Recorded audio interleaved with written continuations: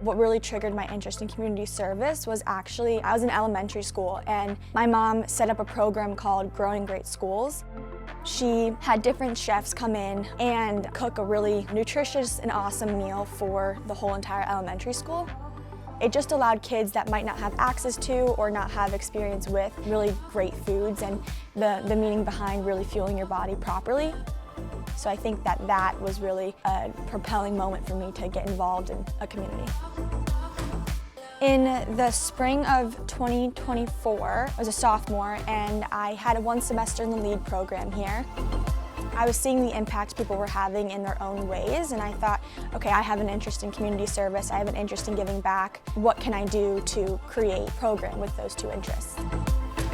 She and I met before she was inducted into the Leadership Academy, and she just wanted to come by and say hello and get to know me, and I got to know her and share with her some of our former student athletes that had worked in service and giving back in their way, and she just didn't know what was actually doable. And when we shared some different ideas with her, she started running. I thought back to my experience in elementary school, and it's such a pivotal moment because you're learning how to be around different people, you're learning what things you like, what things you don't like. When I thought about wanting to create a PenPal program, the basis in the PenPal is because I love writing. I'm a big journaler. I journal in the mornings, I journal at night. It's helped me with sport, but it's also just helped me with my life. I thought it'd be a great idea to help kids with their literacy skills because COVID really took a hit on that, and you're still seeing the effects today.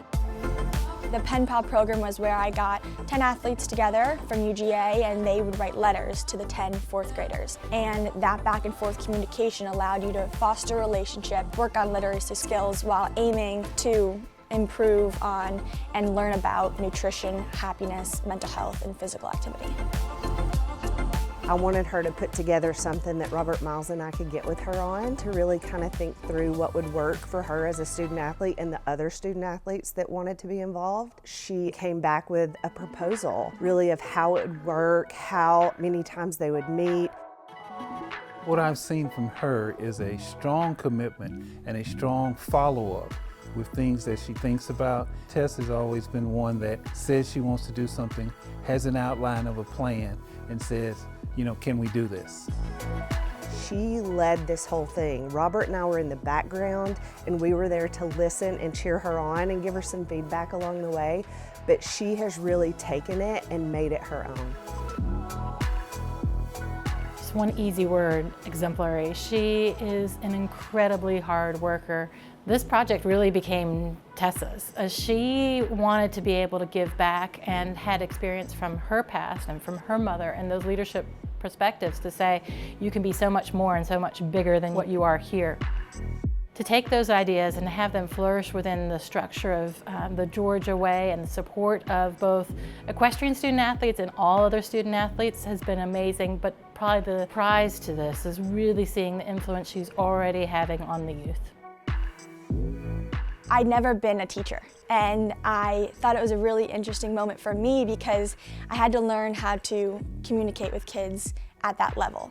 And it's a fine line between making sure that they understand it, but also treating them as though they're adults and that they have responsibilities.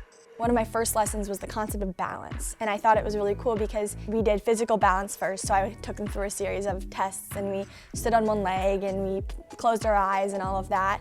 And then when it came to the reflection part, some people were like, I never realized how much all these aspects of my life actually connect into one. And that was the moment where these lessons were really a moment to hone in all their skills and create interests that they might not know they had.